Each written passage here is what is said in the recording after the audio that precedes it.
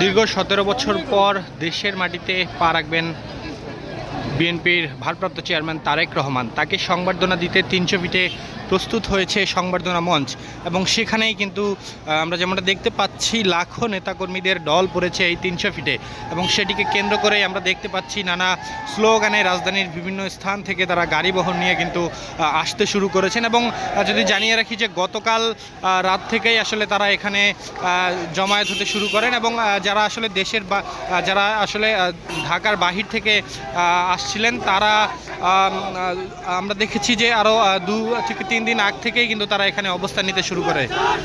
দর্শক দেখতে পাচ্ছেন খণ্ড খণ্ড মিছিল নিয়ে আসলে এই তারেক রহমানের সংবর্ধনা অনুষ্ঠানে তারা যোগ দিতে আসছেন, সেটি কিন্তু সরাসরি দেখানোর চেষ্টা করছিলাম।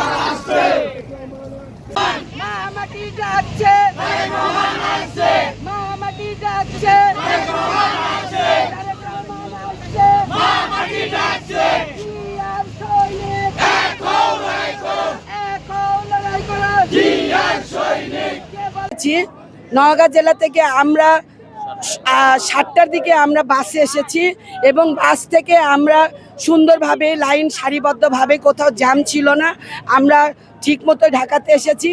এবং আমরা নারীদের জন্য যেটা বলছেন, নারীদের জন্য তারেক রহমান যে 31 দফা দিয়েছে তার মধ্যে 24 দফাতে লেখা আছে একটি নারীকে প্রত্যেকটার একটি করে তাদের কার্ড দেওয়া হবে, সেই কার্ডটা হবে ফ্যামিলি কার্ড।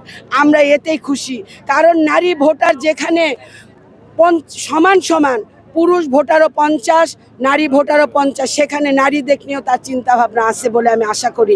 আমরা আরও আশা করি যে আমরা যে দল করি নিঃস্বার্থভাবেই দল করি, আমরা দেশকে ভালোবাসি, দলকে ভালোবাসি, তারেক রহমানকে ভালোবাসি, খালেদা জিয়াকে ভালোবাসি। আর আমরা আমাদের শহীদ প্রেসিডেন্ট জিয়াউর রহমানকে দেখিনি, তার আদর্শকে নিয়ে আমরা ভালোবাসি।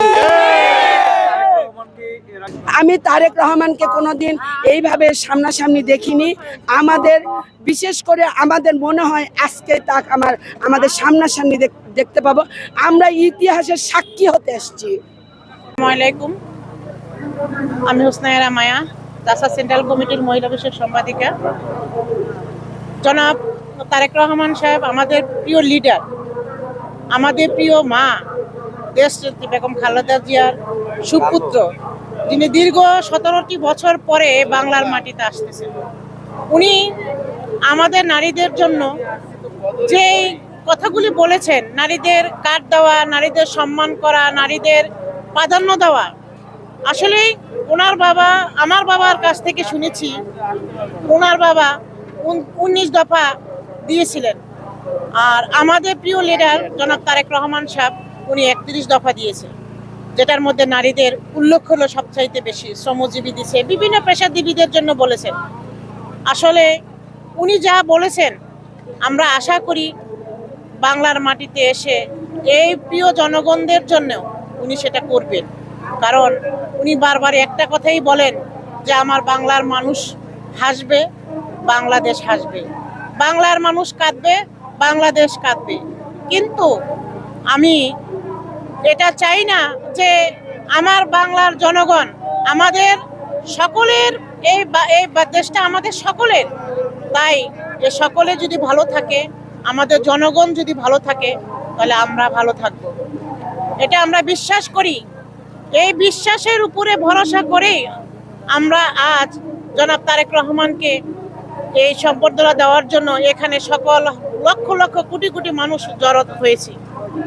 সকলের কাছে একটা আবেদন, আমাদের দেশনেত্রী বেগম খালেদা জিয়ার জন্য, আমাদের জননী, আমাদের মা, তার জন্য সকলে দোয়া করবেন। আমরা একটাই শুধু কামনা করি, দোয়া চাই জনাব তারেক রহমানকে, সবাই দোয়া করবেন, আমাদের প্রিয় লিডারকে সকলে দোয়া করবেন যেন উনি 31 দফা যেটা বলেছেন আগামী দিনগুলিতে যেন উনি সেটা সফল করতে পারে, এবং আপনাদের ভোটে যেন উনি জয়যুক্ত হয়ে এ বাংলার মানুষের জন্য কাজ করতে পারে। ধন্যবাদ।